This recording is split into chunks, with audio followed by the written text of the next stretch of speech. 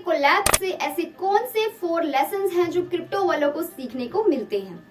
टेरा के कोलैप्स के बाद फाइनली जो एनवायरनमेंट है क्रिप्टो की दुनिया का वो शांत जरूर हो गया है, लेकिन डू क्वोन का कहना है कि वो हार मानने वालों में से नहीं है, लेकिन एक बार फिर से वो इस नेटवर्क को रीबिल्ड करेंगे। नमस्कार, स्वागत है आपका एक बार फिर से हमारे चैनल फिनस्ट्रीट पे। तो क्या कहती हैं आज की क्रिप्टो न्यूज, बिना देर के वीडियो को करते हैं स्टार्ट। और वीडियो में आगे बढ़ने से पहले वीडियो को कर देना लाइक, शेयर एंड सब्सक्राइब, ताकि क्रिप्टो में इंटरेस्ट रखने वालों तक ये इन्फॉर्मेशन पहुंचती रहे। और मैं आपको सिर्फ खबरें नहीं सुनाती, उसके पीछे की स्टोरी भी बताने की कोशिश करती हूँ, तो इस बात पर एक लाइक तो बनता है यार। तो चलिए स्टार्ट करते हैं आज की हेडलाइन से। टेरा फेल तो हुआ, लेकिन इसके फेल होते होते ये बहुत कुछ रिवील भी करके गया, जैसे कि जो स्टेबल कॉइन है वो एक्चुअल में वर्क कैसे कर रहा था, उसकी इनर वर्किंग्स क्या है, डेवलपर्स की फेलिबिलिटी कहाँ पे आई और कहाँ पे आके डेवलपर्स जो है वो टेरा को बचाने में चुके, और भी बहुत कुछ। जैसे ही क्रिप्टो मार्केट में पानी की बाढ़ आई, उसमें एक ब्लॉकचेन नेटवर्क बह गया और वो है टेरा। इस नेटवर्क के को फाउंडर डू क्वोन लगातार अपनी करंट चेन को रिस्टोर करने में लगे हुए हैं, अपनी पुरानी पहचान को वो वापस लाने में जुटे हुए हैं। और अभी वो एडवोकेट कर रहे हैं हार्ड फोक को, और वो जल्द ही करेंगे एक नई शुरुआत डिफरेंट क्रिप्टो करेंसी के साथ। लेकिन इस समय एक हाईली क्वेश्चनेबल अप्रोच ये बनता है कि इसमें जिन इन्वेस्टर्स को हानि पहुंची थी, जिन इन्वेस्टर्स को नुकसान हुआ था उसकी मनी में, उनकी रिकवरी की यहाँ पर कोई गारंटी नहीं है।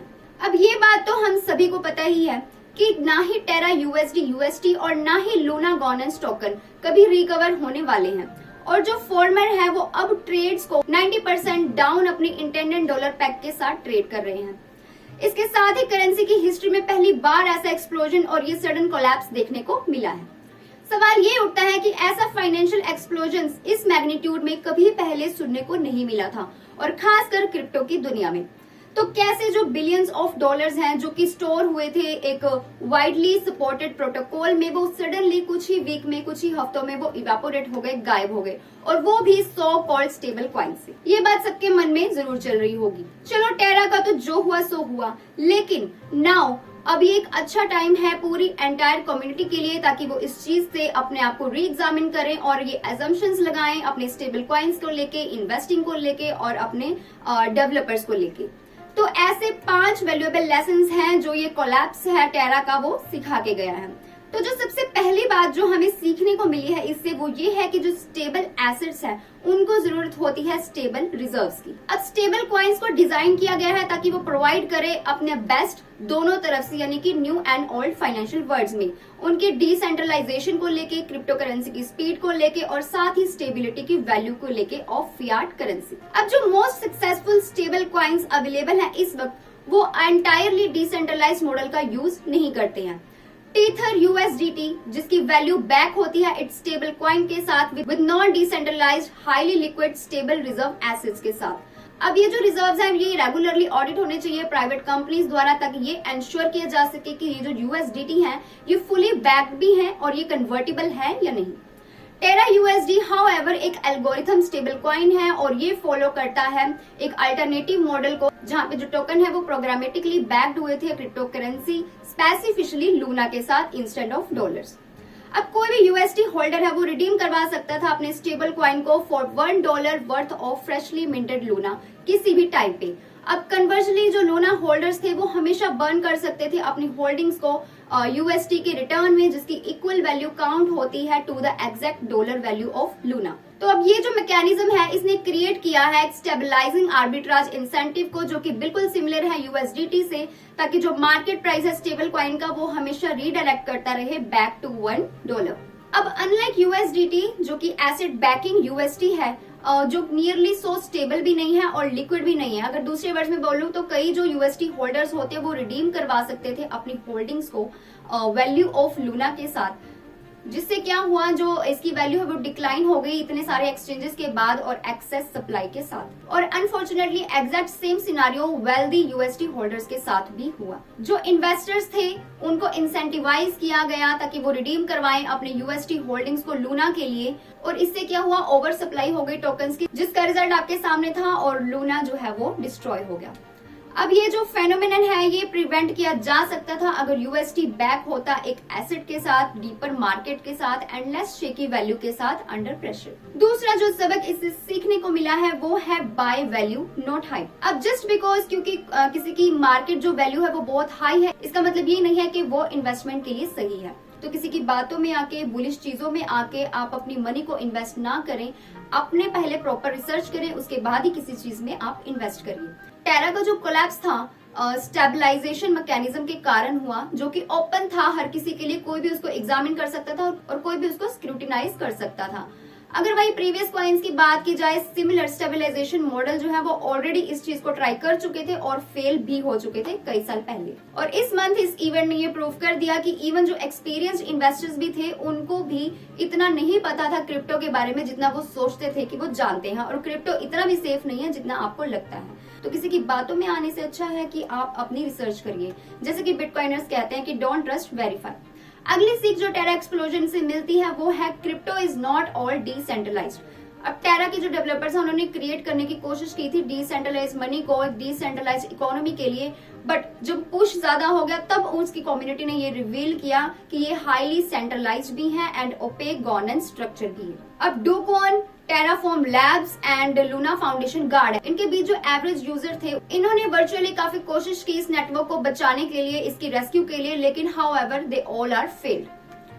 बट अगर जब बात आती है डिसेंट्रलाइजेशन की तो एक डिफरेंस होता है बिटवीन कांट में एंड वांट में।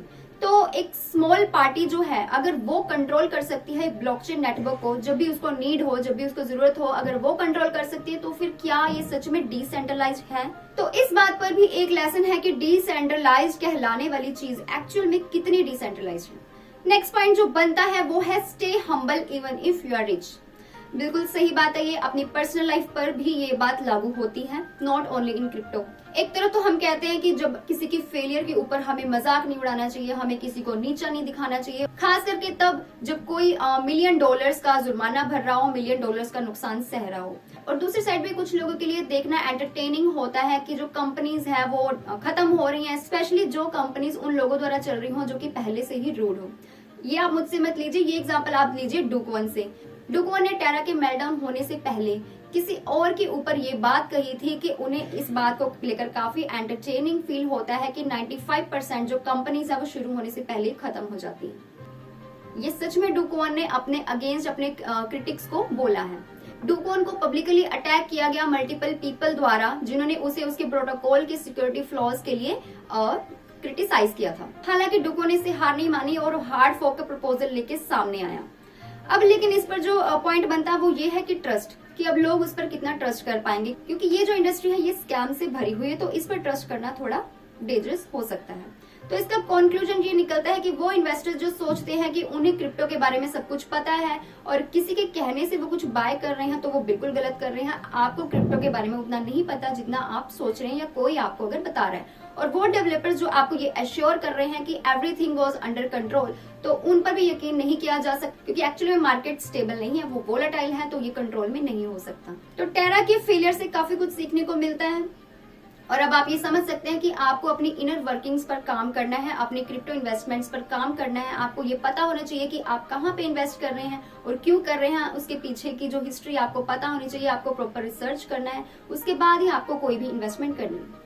तो चलिए बढ़ते हैं आज की दूसरी खबर की तरफ। मीम्स एंड क्लासिस्ट स्टल जिन्होंने टेरा सीईओ डूकॉइन के खिलाफ क्रिटिक्स किया, उनके खिलाफ उनके फेलियर पर कुछ बातें बोली। अब डूकॉइन ने उनको मुंह तोड़ जवाब दिया है उनके severe liquidations and dollar based stable coin से, जो कि अभी इस वक्त 95% उनके पैक से नीचे काम कर रहे हैं। 2018 में साइरस योनेशियन जो कि एनालिस्ट हैं crypto investment firm scalar capital में, उन्होंने यूएसटी को देखा था और उसके ऊपर अपने व्हाइट पेपर पर बात की थी, जिसके बाद उसने इमीडिएटली अपने बॉस को वार्न कर दिया था।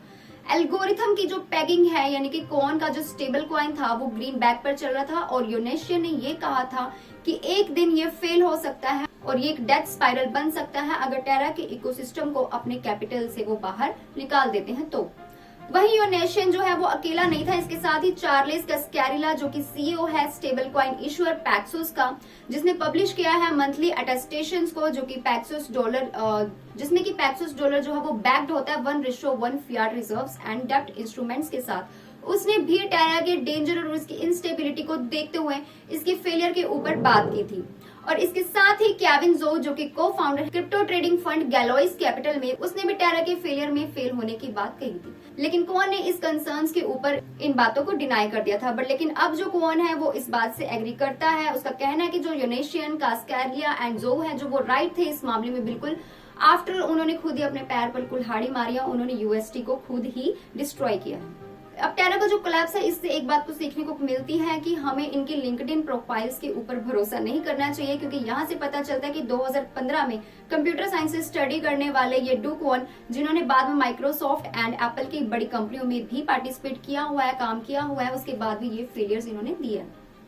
लेकिन अब फाइनली साइलेंस के बाद, अब पिछले हफ्ते बिल्कुल साइलेंस रही है इस हिस्टोरिकल फेलियर के बाद, डुकोन जो है वो फिर से दोबारा राइज होने के लिए, रीबिल्ड होने, टेरा को रीबिल्ड करने के लिए तैयार है। और मंडे को उन्होंने हार्ड फोर्क को प्रपोज किया है लूना की ब्लॉकचेन के लिए, और वो रीनेम करेंगे इस करंट चेन टेरा क्लासिक को एक न्यू चेन से, और इसको वाइप करेंगे यूएसटी से। और ये जो सारे एक्विजिशंस थे जो एंग्री इन्वेस्टर्स ने और ट्विटर यूजर्स ने उनके ऊपर एलिगेशंस, फ्रॉड के एलिगेशंस लगाए थे, इनसाइडर ट्रेडिंग के एलिगेशंस लगाए थे, उस सबको ये बिल्कुल खारिज करेंगे। लोकल कोरियन सोर्सेज का ये कहना है कि वो इवेट टैक्सेस करते थे, ऑल्थो इस वीकेंड इसको ये डिसमिस करेंगे इन रूमर्स को। डूकॉन का कहना है कि वो इस बिल्कुल तैयार है अपने नेटवर्क को दोबारा से रीबिल्ड करने के लिए। तो अब देखना यह है कि क्या डूकॉन अपने नेटवर्क को रीबिल्ड करके दोबारा सक्सेस पा सकता है। आपके क्या थॉट्स हैं इस पर? Must tell in comment section and stay tuned with क्विंस्ट्रीट।